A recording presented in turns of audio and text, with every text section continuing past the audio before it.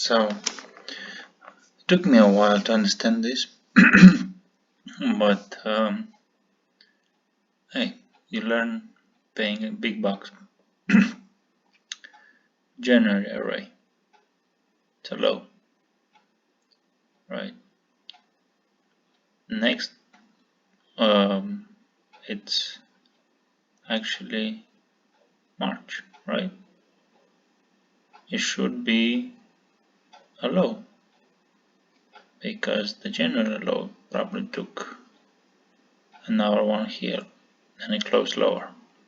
You can see the trend. So this one should be a low too. Now if you see March, even if you scored all the way here, it's still close lower than the January, but not even lower than the lowest. That makes sense. See, here's the low. So the next one will be a big up, which is May, right? And indeed, May was a little bit up. It's technically a positive one, but it's still closed below this, which is, that means next one, August, lower. So you see how it inverted, and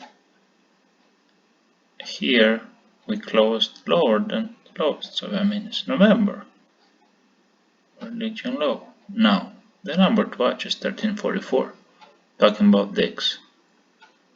If we close that lower, 1344, or touched it, we can touch and then close above it, but if you touch it, that means the next cycle, which is probably December,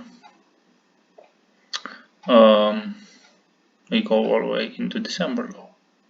So Socrates arrays are very powerful. It's just our emotions that lose money or win.